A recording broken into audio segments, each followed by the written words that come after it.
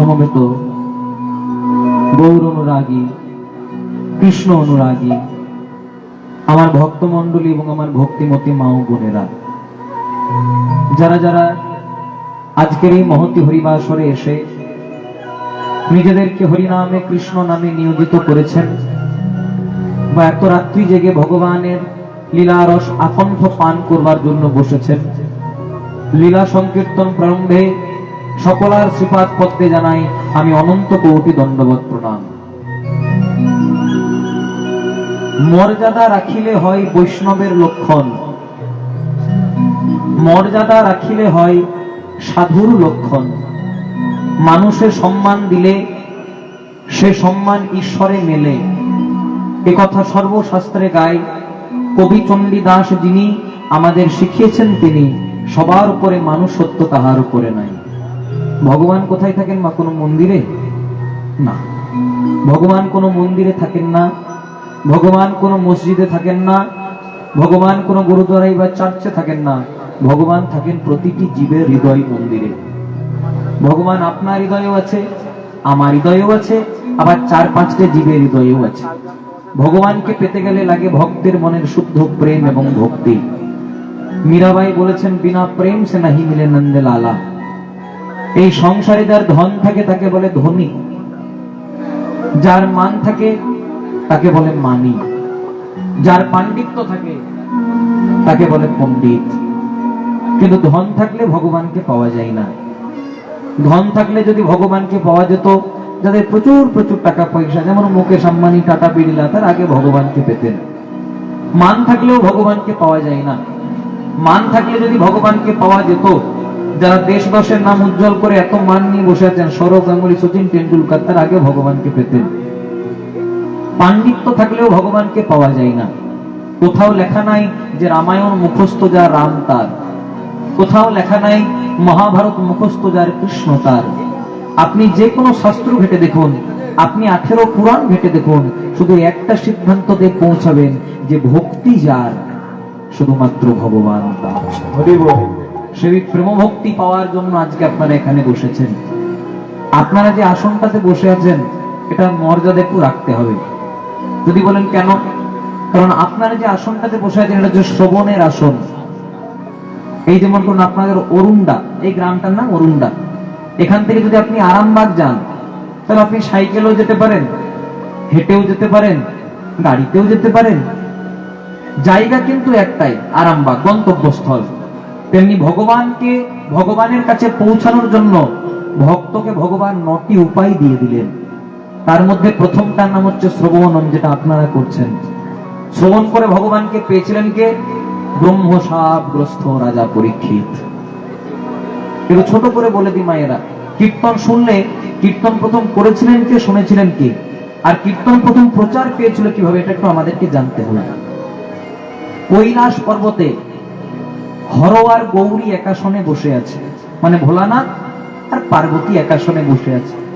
হঠাৎ পার্বতী ভোলানাথকে বলেন, প্রভু শুনেছি নাকি জগতে তুমি রাসতত্ত্ব জানো, ভগবানের সর্বশ্রেষ্ঠ লীলা রাসলীলা, সেটা নাকি তুমি ছাড়া অন্য কেউ জানে না। তাহলে স্বামী স্ত্রীর মধ্যে তো কোনোদিনও কোনো কিছু গোপন থাকা উচিত নয়। আমি তো তোমার স্ত্রী, তাই কৃপা করে তুমি যদি একটু রাসতত্ত্ব আমাকে বর্ণন করতে খুব ভালো হতো। ভোলানাথ বললেন, পার্বতী এই যে বড় গোপন লীলা, ভগবানের সর্বশ্রেষ্ঠ লীলা রাসলীলা, সেটা যদি জগতের প্রকাশ পেয়ে যায়। বলছে, না প্রভু, আমার তো মনের একটাই বাঞ্ছা, আমি তো তোমার কাছে অন্য কিছু চাইনি, শুধু রাস শুনতে চেয়েছি। ভোলানাথ বললেন, ঠিক আছে তোমাকে শোনাবো, কিন্তু একটা শর্ত আছে। কি শর্ত? যতক্ষণ আমি রাসতত্ত্ব তোমাকে শোনাবো, ততক্ষণ তোমাকে একটু হ্যাঁ দিয়ে যেতে হবে। দেবেন, আগেকার দিনে দাদু ঠাকুমারা তাদের নাতি নাতনিদেরকে গল্প শোনাতো, কথার দিকে মনে রাখবেন, জয় রাধে। আগেকার দিনে দাদু ঠাকুমারা তাদের নাতি নাতনিদেরকে গল্প শোনাতো, নাতি নাতিনা হ্যাঁ দিত। যখন গল্প করতে, গল্প শোনাতে শোনাতে শোনাতে শোনাতে হ্যাঁ দেওয়া বন্ধ করে দিত, তখন ঠাকুমা মনে মনে চিন্তা করতো, নাতি আমার ঘুমিয়ে গেছে, নাতনি আমার ঘুমিয়ে গেছে, গল্প বলা বন্ধ করে দিত। তেমনি ভোলানাথ পার্বতী বলেন, পার্বতী তুমি যে শুনছো, এটা বোঝানোর জন্য যখন আমি রাসতত্ত্ব বর্ণন করব, তুমি একটু হ্যাঁ দিয়ে যাবে। এবার ভোলানাথ শুরু করলো রাসতত্ত্ব বর্ণন। প্রথমেই ভোলানাথ পার্বতীকে তার কোলের কাছে বসালেন। পার্বতী মনে মনে চিন্তা করছে, কার মুখ দেখে উঠেছিলাম রে বাবা, যে স্বামী আমার ঢুলু ঢুলু নয়নে রাম নাম কৃষ্ণ নাম করে, শ্মশানে মশানে ঘুরে বেড়াই, ছাই ভস্য মাখে গাঁজা খায়, সে স্বামী আবার আমাকে নিজের কাছে বসিয়েছে। কার মুখ দেখে উঠেছিলাম? বলো স্বামী, বর্ণন করো রাজতত্ত্ব। এবার ভোলানাথ বাবা বর্ণন করছে, আর যত বর্ণন করছে পার্বতী হ্যাঁ দিয়ে যাচ্ছে। বলছে এই বয়সে ভোলানাথ আমার কৃষ্ণ আমার রাসলীলা করেছিলেন, প্রথম রজনীত হয়েছিল এই ঘটনা, দ্বিতীয় রজনীত হয়েছিল এই ঘটনা। বারবার করে যখন বলে যাচ্ছে পার্বতী বলছে আরো বলো প্রভু, খুব সুন্দর, দারুণ লাগছে, চালিয়ে যান, খুব সুন্দর লাগছে। ভোলানাথ মনে মনে চিন্তা করলো, আহারে এই না হলে অর্ধাঙ্গিনী, এত ভজনের বিষয়বস্তু কত মন দিয়ে শুনছে, কিন্তু অনর্থর মধ্যে একটা অনর্থ হয়ে গেল বাবা। আর শুনতে শুনতে শুনতে শুনতে পার্বতীর একটু ঘুম পেয়ে গেল। পার্বতী মনে মনে চিন্তা করলো, আমি স্বামীকে রাস বলতে বলেছি, আবার যদি বলি আমার ঘুম পেয়ে গেছে তাহলে তো স্বামীর অপমান, তাই এর চেয়ে বাবার ভালো জায়গা পাবো না, তাই ভোলানাথের কোলে মাথাটি দিয়ে পার্বতী ঘুমিয়ে দিলেন। জয় রাধে। তাহলে এতক্ষণ রাসতত্ত্ব বলছিল আর পার্বতী হ্যাঁ দিচ্ছিল, এবার হ্যাঁ দেবে কে? কিছু দূরে একটা গাছের ডালে একটা শুক পাখি বসেছিল। পার্বতী যখন রাস শুনছিল, শুক পাখিটাও শুনছিল। শুক পাখিটা মনে মনে চিন্তা করলো, পার্বতী যখন হ্যাঁ বলা বন্ধ করে দিল, ভোলানাথ যদি জানতে পারে রাসতত্ত্ব বলা বন্ধ করে দেবে, আমারও তো অর্ধেক ভজন হবে, অর্ধেক ভজন।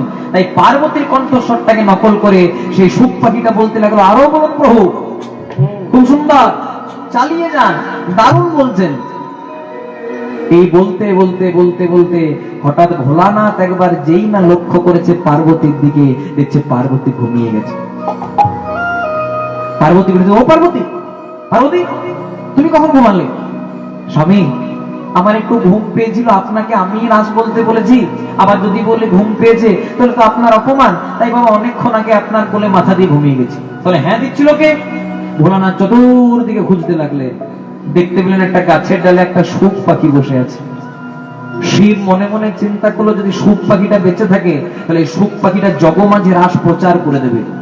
তাই ভোলানাথ তার ত্রিশূলকে আজকে আলিঙ্গন করে আজকে শুক পাখির দিকে ত্রিশূলটিকে ছুড়ে দিলেন। এবার শুক পাখি সামনে সামনে, ত্রিশূল পেছনে পেছনে, শুক পাখি সামনে সামনে, ত্রিশূল পেছনে পেছনে। শুক পাখি না মনে মনে চিন্তা করলে, এটা ভোলানাথের ত্রিশূল, যখন সংকল্প নিয়েছে আমাকে মারবে তবে ছাড়বে। তাই হলো কি, হঠাৎ শুক পাখিটা উড়তে উড়তে দেখতে পেলে কিছু দূরেই একজন রমণী, শাস্ত্রে যার নাম পাওয়া যায়, যার নাম ছিল মৎস্যগন্ধা কন্যা দেবরুচি বা বিটিকা। এই বিটিকা সবেমাত্র স্নান করে, তার লম্বা লম্বা কেশ ছিল, চুল ছিল, মাথায় ওই তোয়াল দিয়ে গামছা দিয়ে কেশটা ঝাড়ছিল। এখন আর বিউটি পার্লারের যুগে চুল বড় নয়, ছোট হয়ে গেছে। জয় রাধে। তখন বিটিকা লম্বা লম্বা কেশ ছিল, উঠানের মধ্যে আঙিনার মধ্যে একটা গামছা দিয়ে তোয়াল দিয়ে কেশটা ঝাড়ছে, আর ঝাড়ছে বাবার মুখখানা হাঁ হয়ে গেছে। শুক পাখিটা মনে মনে চিন্তা করলো, এর চেয়ে আর ভালো জায়গা পাবো না, কারণ ভোলানাথের ত্রিশূল সব জায়গায় আঘাত করবে, কিন্তু অবলা নারীর বদনে আঘাত করবে না, কারণ এ তো নিষ্পাপ, এ তো কোনো পাপ করেনি। তাই করলো কি, শুক পাখিটা তাড়াতাড়ি করে ওই যে হাঁ করেছিল বিটিকা, ওই বিটিকার গর্ভে স্থানান্তরিত হয়ে গেল। মতান্তরে 16 বছর বা 18 বছর পর সেই শুক পাখিটা একটা সন্তান রূপে জন্মগ্রহণ করলো, যার নাম হলো শ্রীল শুকদেব গোস্বামী পাদ মহারাজ। নিতাই গৌর প্রেমানন্দে হরি হরি। আর এই বিটিকা ছিলেন কি একটু বলে দিই, আপনারা সবাই নাম শুনেছেন ব্যাসদেব মুনি। এই ব্যাসদেব মুনির স্ত্রী ছিল বিটিকা, তাই ব্যাসদেব মুনির পুত্র রূপে জন্মগ্রহণ করলেন, যার নাম হলো শ্রীল শুকদেব গোস্বামী পাদ মহারাজ। তাহলে সুখদেব গোস্বামী বলার মতো লোক হয়ে গেছে, কিন্তু শুনবে কি? এই যেমন করুন, আমি আপনাদের কাছে কীর্তন করছি, আপনারা যদি সকলে এক এক করে বাড়ি চলে যান, আমি কাকে কীর্তন শোনাবো? তেমনি রাস বলার মতো লোক হয়ে গেছে, কিন্তু কীর্তনটা শুনবে কে? প্রথম জন্মগ্রহণ করলেন তৃতীয় পাণ্ডব অর্জুন, অর্জুনের পুত্র অভিমন্যু, আর অভিমন্যুর পুত্র রাজা পরীক্ষিত মহারাজ। রাজা পরীক্ষিত একদিন অবসর সময়ে মৃগয়া করতে গেলেন বা শিকার করতে গেলেন। আগেকার দিনে রাজারা সময় পেলে মৃগয়া করতে, মানে শিকার করতেন ফাঁকা সময়ে। আর এখন আমরা ফাঁকা সময়ে কি করি? জয় রাধে। বলেন বলেন, সাহস করে বলেন। হ্যাঁ, মোবাইল ঘাটি, ফোন নিয়ে ফেসবুক করি, হোয়াটসঅ্যাপ করি। জয় রাধে। তখন তো সেসব ছিল না, তো রাজারা সময় পেলে অবসর সময়ে মৃগয়া বা শিকার করতে যেতেন। শিকার করতে করতে করতে করতে রাজা পরীক্ষিতের একটু জল পিপাসা পেয়ে গেল। জল পাবেন কোথায়? কিছু দূরেই দেখতে পেলেন একজন মুনি, শাস্ত্রে যার নাম পাওয়া যায়, যার নাম ছিল শ্রমিক মুনি। এই শ্রমিক মুনির কাছে গিয়ে পরে বলছে, মুনিগণ, আমার একটু জল পিপাসা পেয়েছে, জল দেবেন? কিন্তু মুনি তো ধ্যান করছেন। 2-3 বার বলার পরেও মুনি যখন জল দিল না, রাজার মনে একটু অহংকার হয়ে গেল। পরীক্ষিত মনে মনে চিন্তা করলো, আমি এত বড় রাজা বলে কথা, আমি রাজভোগ খাই, আমাকে সেবা দেওয়ার জন্য সবাই লাইন দিয়ে ধন্না দিয়ে বসে থাকে, আর আমি কিনা মুনির কাছে জল চাইলাম, জল দিল না। তাই রেগে মেগে করলো কি, একটা কিছু দূরেই দেখতে পেল একটা মরা সাপ, মানে মৃত সর্প পড়ে আছে। সেই মরা সাপটাকে শ্রমিক মুনির গলায় মালার মতো করে পরিয়ে দিলেন। অপরাধ হয়ে গেল। কথায় আছে, পাপ ছাড়ে না কাকে? কাকাকে? বাপকে। বলবেন মাঝে মাঝে, আমি বড় ভুলে যাই। জয় রাধে। রাজা তো পাপ করে দিয়ে চলে গেলেন, কিন্তু সেখানে কিছুক্ষণ পরে এলেন শ্রমিক মুনির পুত্র, যার নাম ছিল সিংহী মুনি। এই সিংহী মুনি দেখতে পেল আমার বাবার গলায় কে মৃত সর্প ঝুলিয়ে দিয়েছে, তাই কোমণ্ডল থেকে 3 ফোঁটা জল নিয়ে অভিশাপ দিল, তুমি যেই হও, এই যে আমার বাবার গলায় মৃত সর্প ঝুলিয়ে দিলে, অভিশাপ দিলাম 7 দিনের মধ্যে তোমার পক্ষতে দংশনে মৃত্যু অনিবার্য। আজকে আপনারা যারা যারা কীর্তন শুনতে এসেছেন, খুব মন দিয়ে শুনবেন, আজকে আপনারা যারা যারা কীর্তন শুনতে এসেছেন, সবাই 7 দিনের মধ্যেই মারা যাবেন।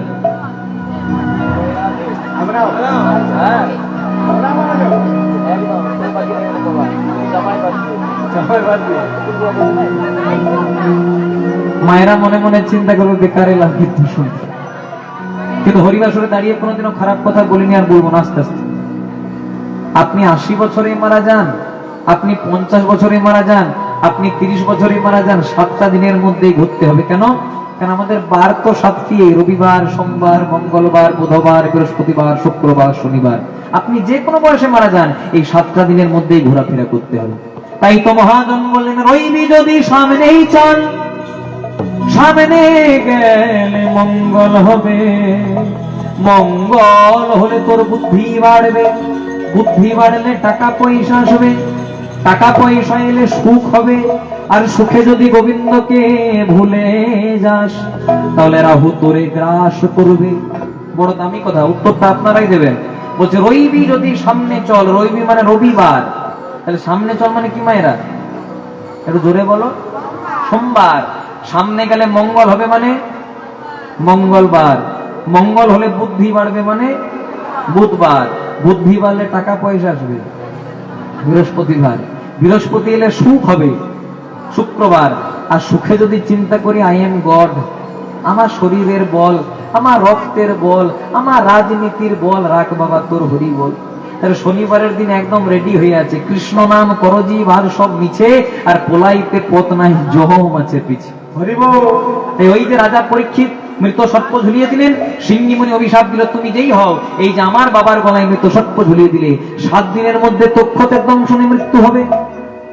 শ্রমিক মুনি ধ্যান থেকে উঠে পড়ে বলছে, হ্যাঁ রে বাবা, ও তো ভালো রাজা রে, একটু না হয় অহংকার করে করেই ফেলেছে, তা বলে তুই এত বড় অভিশাপ দিয়ে দিলি। বাবা তাহলে কি করা যায়? শোন, যখন অভিশাপ দিয়ে ফেলেছিস, আর অভিশাপটাকে খণ্ডন করা যাবে না, কিন্তু ওকে গিয়ে বলে দিয়াই যে ওর হাতে মোটেই সময় আর 7 দিন। এবার রাজা পরীক্ষিতের রাজ দরবারে সিংহী মুনি তার দলবল নিয়ে গেলেন। আর এক পাশে দাঁড়িয়ে পদকর্তা মহাজন কলম দিলেন, জায়গা করে বলে, অনেক ভাগ্যের ফলে বৈষ্ণব আসিয়া মেলে, অনেক ভাগ্যের ফলে বৈষ্ণব আসিয়া মেলে। অনেক ভাগ্যের ফলে ঘরে বৈষ্ণব আসিয়া মেলে। অনেক ভাগ্যের ফলে ঘরে বৈষ্ণব আসিয়া মেলে। আবার ঘরে হয় বৈষ্ণব সেবা, ঘরে হয় বৈষ্ণব সেবা। আর না দিয়ে বৈষ্ণবের সেবা, বলে উদ্ধার পেয়েছে কেবা। না দিয়ে বৈষ্ণব সেবা, উদ্ধার পেয়েছে কেবা। আমার না দিয়ে বৈষ্ণবের সেবা উদ্ধার পেয়েছে কেবা। নবী বৈষ্ণবর সেবা উদ্ধার পেয়েছে কেবা। আবার তার সাক্ষী মহাভারতের যুধিষ্ঠির রাজা। তার সাক্ষী মহাভারতে যুধিষ্ঠির রাজা। একবার বদন ভরে হরি বল ভাই, বদন ভরে হরি বল ভাই। একবার বদন ভরে হরি বল ভাই। বদন ভরে হরি বল ভাই। এমন মানব জন আর হয় কি না হয়। বদন ভরে হরি বল ভাই। এমন মানব জন আর হয় কি না একবার হয়। বদন ভরে হরি বল ভাই। একবার প্রেমানন্দে দুটি বাহু তুলে, একবার বদন ভরে হরি বল। একবার প্রেমানন্দে বাহু তুলে হরি বল। ভরে হরি বল। প্রেমানন্দে বাহু তুলে বদন ভরে হরি বল। বদন ভরে হরি বল। না দিয়ে বৈষ্ণব সেবায় উদ্ধার পেয়েছে কেবা, তার সাক্ষী যুধিষ্ঠির রাজন। দেখুন বাবা কোন কথা বলতে বলতে কোথায় চলে এলো দেখুন। বলছে না দিয়ে বৈষ্ণব সেবা উদ্ধার পেয়েছে কেবা, তার সাক্ষী মহাভারতের যুধিষ্ঠির রাজন। জয় রাধে। আপনাদের কাছে আমি হাত জোড় করে একটা নিবেদন করব মায়েরা, আপনাদের বাড়িতে যদি কোনোদিনও কোনো বৈষ্ণব আসে, কেউ যদি ভিক্ষা করার জন্য আসে, কাউকে খালি হাতে ফেরাবেন না। হয়তো আপনার 100 টাকা দেওয়ার সামর্থ্য নেই, আপনার 1 টাকা 16 আনা দেওয়ার সামর্থ্য, আপনি সেটাই দেবেন। কারণ কোন বৈষ্ণব কোন রূপে এসে আপনার দেওয়া সেবার বস্তুটা কোন জায়গায় নিবেদন করে দেবে এটা বলতে পারবেন না। পুরী ধামে একজন বৈষ্ণব ছিল যার নাম ছিল মাধব দাস বাবাজি। এই মাধব দাস বাবাজি পুরী ধামে চতুর্দিকে ভিক্ষা করত। কেউ চাল দিত, কেউ টাকা পয়সা দিত, কেউ চিড়ে মুড়ি দিত। আর প্রত্যেক দিন ওই বাবাজি একজন বুড়ি মায়ের ঘরে যেতেন। ওই বুড়ি মা কি দিত বাবা? চালও দিত না, টাকা পয়সাও দিত না, চিড়ে মুড়িও দিত না, দিত শুধু গালি আর মন্দ। লজ্জা করে না এ বয়স অন্য কিছু করে খা, তার জায়গায় ভিক্ষা করতে চলে এসেছিস? সবাই বলা বলি করতো, হ্যাঁ বাবাজি, কেউ চাল দেয়, কেউ টাকা পয়সা দেয়, কেউ চিড়ে মুড়ি দেয়, এতেই তো দিব্যি চলে যায়, ওই মায়ের ঘরে কেন যাও? তো শুধু গালি মন্দ দেয়। তখন বাবাজি বলতো কিছু তো দেয়। জয় রাধে। কিছু তো দেয়, খালি হাতে তো আর ফেরাই না, গালি মন্দ হলেও দেয় তো। তা প্রত্যেক দিনের মতো বাবাজি আজকেও ভিক্ষা করতে গেছে। কেউ চাল দিয়েছে, কেউ টাকা পয়সা দিয়েছে, কেউ চিড়ে মুড়ি দিয়েছে। এবার যেই না ওই মায়ের ঘরে যাবে, প্রত্যেক দিন গালি মন্দ দেয়। আর আজকে সকাল সকাল চলে এসেছে। আজকে সকালবেলাতে সবে মাত্র মা একটা কাপড়ে গোবর জল দিয়ে ঘরটাকে মুছছিল, মাটির বাড়ি তো ঘরটাকে মুছছিল। অন্যদিন গালি মন্দ দেয় বাবা, আজকে সকাল সকাল চলে এসেছে, ওই গোবর জল দেওয়া কাপড়টা বৈষ্ণবের দিকে ছুড়ে মেরেছে। বৈষ্ণব কি করেছে? একটা কথাও বলেনি। ওই কাপড়টাকে প্রথমে পুরীর সমুদ্রে নিয়ে গেছে। পুরীর সমুদ্রে নিয়ে গিয়ে ভালো করে ধৌত করেছে, মানে ধুইয়েছে। যখন ভালো করে ধোয়া হয়ে গেছে তখন রোদে শুকাতে দিয়েছে। কাপড়টা যখন ভালো করে রোদে শুকিয়ে গেছে তখন টুকরো টুকরো করে কেটে পোলতে করেছে। আর যেখানে জগন্নাথের আরতি হয় প্রদীপের মধ্যে পোলতেটা দিয়ে দিয়েছে। দিয়ে পরে বলছে, গো জগন্নাথ, জগতে কাহা বসে রই মই ছাগ, এই যে পোলতেটা দান করলাম, এতে শুধু আমাকে কৃপা করো না, আমার বুড়ি মাকে তুমি কৃপা করো। আমার বুড়ি মাকে কৃপা করো। বুড়ি মাকে তুমি কৃপা করো। আমার বুড়ি মাকে তুমি কৃপা করো। ও বড় প্রেম দিয়ে তোমায় সেবা দেব, বুড়ি মাকে তুমি কৃপা করো। বড় প্রেম দিয়ে তোমার সেবা দেব। বুড়ি মাকে তুমি কৃপা করো।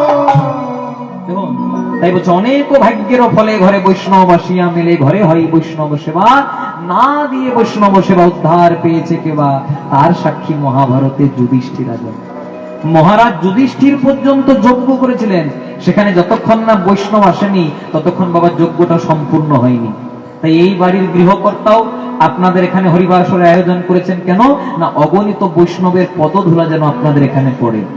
তাই আমি ভগবানের কাছে প্রার্থনা করি, যারা অক্লান্ত পরিশ্রম করে এই হরিবাসের আয়োজন করেছেন, আমার যদি বিন্দু মাত্র গোবিন্দ চরণে মতি থাকে, পরমানন্দ গোবিন্দ তাকে যেন কৃষ্ণ ধনে ধনী করেনি। তাই গৌর প্রেমানন্দে হরি হরি বল। হরি বল, হরি বল। কারণ মানুষের দেওয়া কুলোই না, আর ঈশ্বরের দেওয়া ফুরোই না। আর যেজন কৃষ্ণ ধনে ধনী হতে পারে, তার আর অন্য কোনো ধনের প্রয়োজন হয় না। ওই যে বলছে, না দিয়ে বৈষ্ণব সেবা উদ্ধার পেয়েছে কেবা, তার সাক্ষী যুধিষ্ঠির রাজন।